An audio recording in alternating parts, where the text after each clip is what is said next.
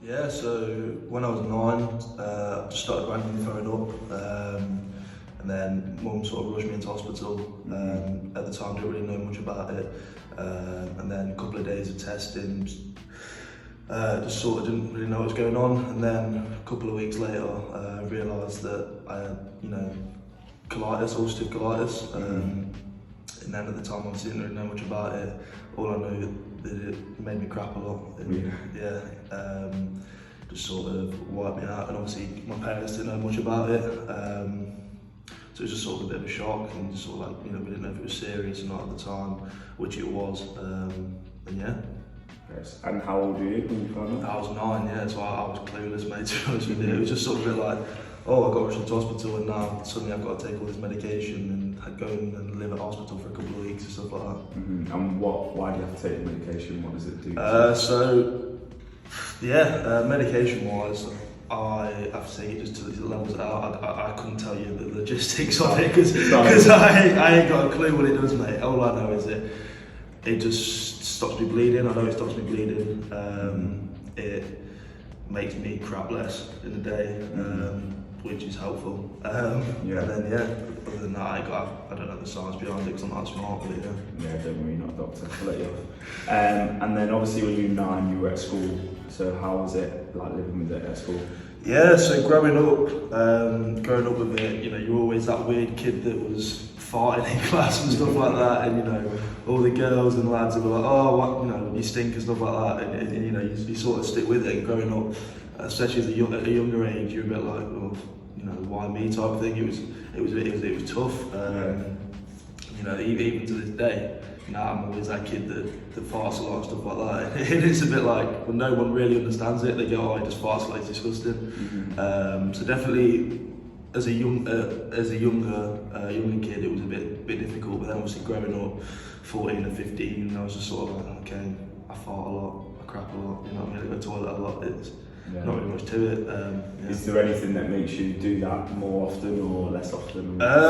So with colitis and Crohn's, it's a bit different. So every person has a different trigger. Like personally, I don't know what triggers my flare-ups off yet. But I know some people, just like a drop of coffee or like an onion can literally just set a flare up. Like it's pretty mad like that.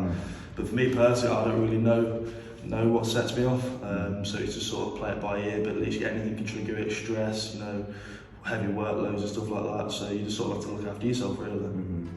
And obviously you said you take medication. What medication do you take, or like how was the journey with your medication? Yeah, so the journey on medication was a pretty mad one, to be fair. It was, so it's been a long journey. So I started off on a drip when I was younger, which was horrible. Quickly came off that. Then I don't know what they're called now, there's suppositories or something like that. So I had them, and worst experience of my life. Like, I just remember,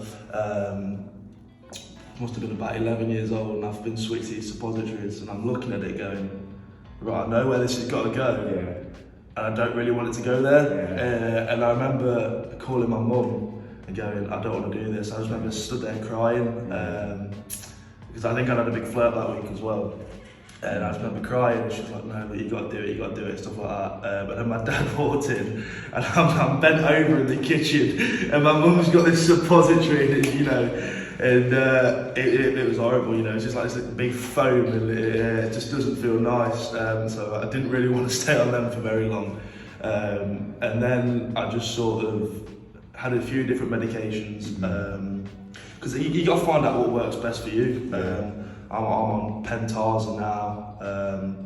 Literally, just as we spoke, got off the phone from the hospital. The dosage of that's been increased because I've been flaring up recently, so that's been increased. So it's just sort of what works for you, and like your body can get used to medication. which is then when you swap medication, basically. Yeah. And then obviously you play rugby now, you play professionally. How did it affect your rugby when you start playing rugby? Yeah, so I started playing rugby way before I got diagnosed. So I started playing when I was 5, just at Leicester Forest. Yeah. Decent size. Decent size, yeah. Shout out. Yeah. But yeah, so just sort of grew up playing rugby in Leicester, and then sort of under 13s joined the Tigers DPP at Hinkley Rugby Club, and then it wasn't that serious, and then obviously it was a bit sort of difficult at the start, like playing all this rugby and stuff like that, but it wasn't that physical at the time. I was always sort of, but before I got into the DPP, I was always bigger than everyone else. So I wouldn't say easy, but it was easier, if that makes sense. It was then when sort of around 15 or 16 when I really started struggling with it, because it was at that point as well I got put on my steroids because I just wasn't doing too well, and then sort of growing up, obviously got back into Tigers Academy under 18s even, and yeah, it was difficult because obviously it just wipes you out. Like there's certain days where you just can't be asked to get out of bed, and it's just a bit sort of I can't be arsed type thing, and for someone who has to like wake up and like literally force themselves to get up out of bed, like it's bad enough as it is, and then you've got this disease that literally just destabilises you, just ruins everything about you for a week. Then you've got to go, well, shit, I've got to go, work now, something like that. I've got to go train, go gym. So it was definitely difficult then, but yeah. So there, it was more difficult when you went into the full-time, the Tigers aspect, and what is the most difficult part of it? The most difficult part of it is just having no energy. Like, it's so like deflating knowing that if I was fully energised, I could be, performing so much better, but then having to get into training and literally just walking onto the pitch going, here we go again, like I have no energy. Like it definitely, when I was younger, it was more of a chore. Like you play rugby because you love rugby, and at that point when my colitis was sort of all over the place, I just didn't enjoy rugby, and it actually made me stop for a bit. Then going into the full-time stuff, it was more difficult at the start, but then you get used to it. And the Tigers offered a lot of help when I went into there, and yeah, it made things a lot easier. So you mentioned Tigers offering you help. What support did they give you, and was there any advice as well that you got while you were there? Yeah, so when I was at Tigers, they brought the first team nutritionist in to help me specifically, which was unbelievable. He went through a lot of things because he hadn't really heard about it at all. He hadn't done much research even.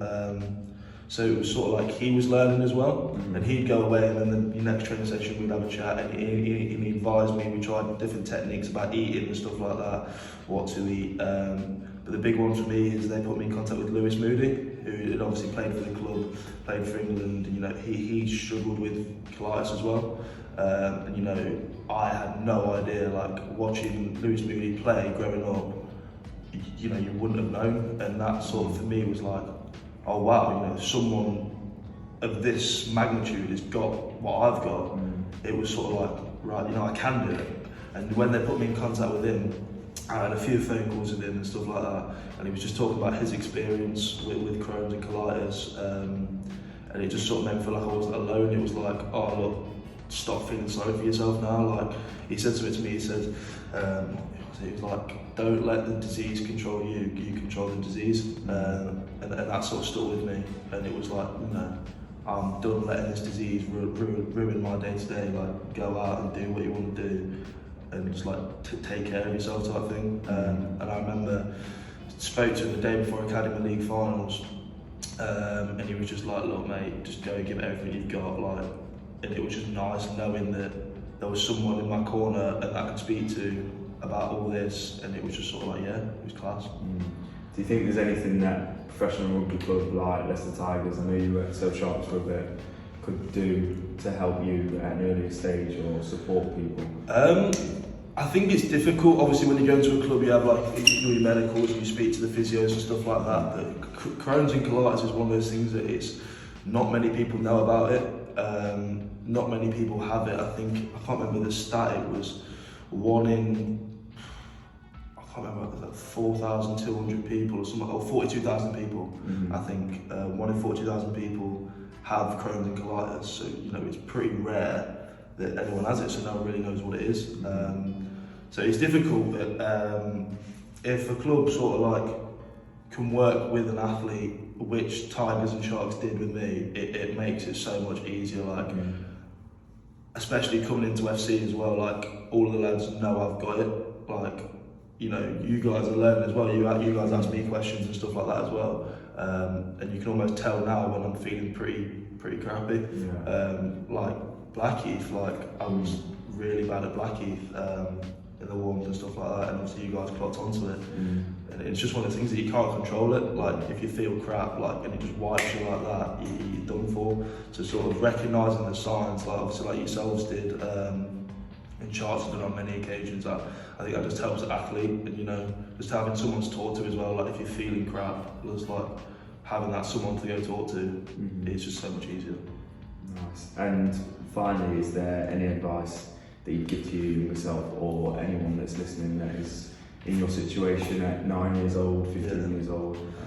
I think definitely just don't let it weigh down, and you go speak to people about it. Like, go sort of get the word out there that you've got this sort of disease, and sort of make people aware. Like, don't hide away from the fact that you've got it. Like, don't sort of justify having it almost. Be like, look, I've got this disease. That's me. I'm Jordan Tebbatt, the guy with ulcerative colitis. I'm not Jordan Tebbatt, the rugby player. I'm Jordan Tebbatt with ulcerative colitis. And advice to myself or anyone else would literally just be yourself. Like, don't let it kill you. Don't let it wipe yourself out.